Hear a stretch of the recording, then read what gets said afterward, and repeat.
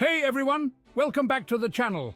Today we're diving into dual nationality. Two passports? It's like having two VIP passes to life.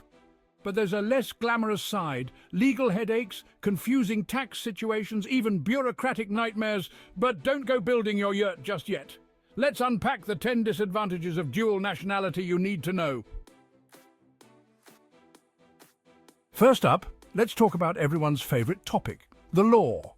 Because nothing says fun like navigating the labyrinthine legal systems of two different countries. And trust me, when you're a dual national, things can get messy faster than a toddler left unsupervised with a bowl of spaghetti. Imagine this, you're living your best life, casually straddling two cultures when suddenly, bam! You're caught in a legal tug-of-war between your two countries of citizenship.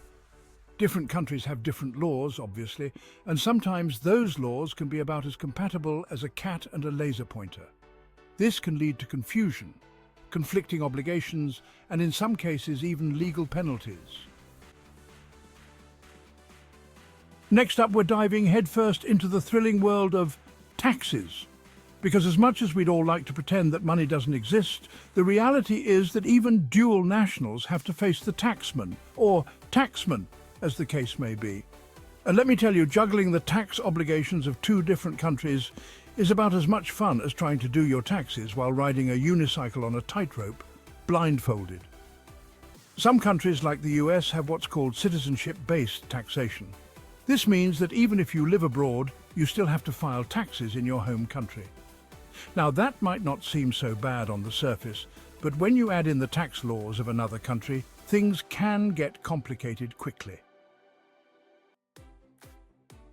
All right, folks, buckle up, because we're about to venture into the thrilling world of military service. Now, I know what you're thinking, John, this is getting dark. I thought this was supposed to be about passports and travel, not dodging the draft. And you're right, usually it is. But unfortunately for some unlucky dual nationals, fulfilling their civic duty can turn into a logistical and potentially existential nightmare. Some countries like South Korea and Israel have mandatory military service requirements for their citizens. And if you happen to be a dual national of two such countries, well, let's just say you better have a good lawyer and an even better explanation for why you can't possibly be in two places at once. Okay, let's move on to something a little lighter, shall we? Like the joys of international travel. Because who doesn't love navigating crowded airports and deciphering customs forms? Now, you might think that having two passports would make travel a breeze. Well, not so fast, my friend. It can turn a vacation into a bureaucratic obstacle course. Some countries require you to use their passport. Flash the wrong one and you could be in trouble. All right, folks, time to get real. For a minute, politics isn't just a game. It impacts our lives, especially for dual nationals. Imagine living your best bicultural life when tensions flare up. Trade disputes, border conflicts, or diplomatic crises can arise. You're caught in the middle, navigating a political minefield. Dual nationality becomes a constant feeling of being torn. All right, let's talk about everyone's favorite topic, free stuff. Or more specifically, the government benefits and social services that many countries offer their citizens. Because let's face it, sometimes it's nice to know that your government has your back, whether it's through affordable healthcare, quality education, or a robust social safety net. But here's the catch. When you're a dual national, accessing these benefits can be about as straightforward as trying to assemble IKEA furniture while riding a unicycle. Different countries have different rules about who qualifies for what, and those rules don't always play nicely with the concept of dual citizenship. You might find yourself in a situation where you're eligible for certain benefits in one country but not the other, or that your dual nationality disqualifies you from receiving certain benefits altogether. All right, folks, let's talk about breakups. No, not the messy, tear-stained kind that involve screaming matches and passive-aggressive social media posts. I'm talking about the even messier, even more bureaucratic process of renouncing your citizenship. Because, believe it or not, Breaking up with a country is rarely as simple as ripping up your passport and declaring yourself a citizen of the world. Renouncing your citizenship is a decision that should not be taken lightly, and it often involves navigating a labyrinthine bureaucratic process that would make even the most patient person want to scream into the void. First of all, you need to figure out if you're even eligible to renounce your citizenship. Let's talk about something a little more personal, shall we? Identity.